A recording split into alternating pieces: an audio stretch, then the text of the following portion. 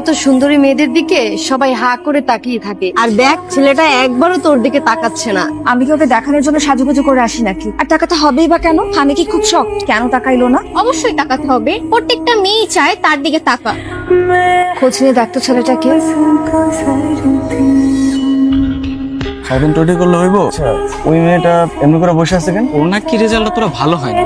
তোমাকে হাসি মুখে সুন্দর বানায়, ক্যাম্পাসে সিনিয়র হিসেবে বলছি, এরপর যদি কোনো বিষয়ে কোনো হেল্প দরকার হয় আমাকে জানাতে। আসো, তোমাকে বাসায় নামাই দিন। কিন্তু কিন্তু আপনি ভয় পান না? তার বাবাকে চেনাটা কি খুব জরুরি? আসেন।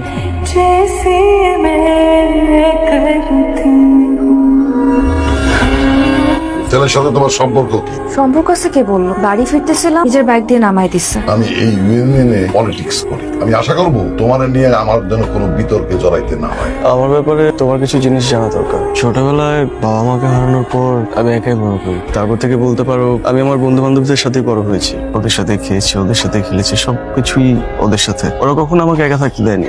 ওরা ছাড়া এই দুনিয়াতে আমার আপন কেউ নেই। কে বলেছে তোমার আপন কেউ নেই? আমি তো আছি। আমি বুঝলাম না। তোমার বন্ধুরা যদি তোমার আপনজন হতে পারে, তোমার পরিবারের সদস্য হতে পারে, তাহলে তোমার ছোট্ট দুনিয়ার একজন সদস্য কি আমি হতে পারিনি? তুমি সারা জীবন আমার সাথে থাক। কথা দিই। কখনো কিন্তু ছেড়ে যেতে পারবে না।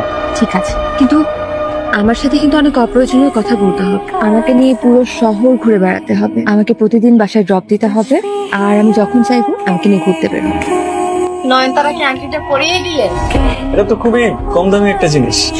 দামের কথা কখনো বলতে হয় না, দাম বলে যায় ছোট লোকেরা। তাছাড়া এটা আমার কাছে অনেক দাম।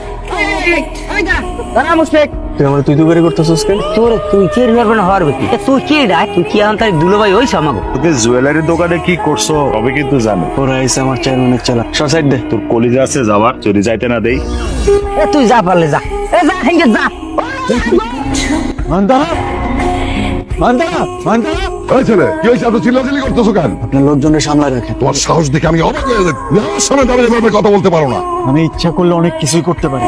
যখন তোমার মা মারা যায়, তোমার বয়স তখন 2 বছর। তোমার সুখের কথা চিন্তা করে আমি বিয়ে শাদী করি নাই।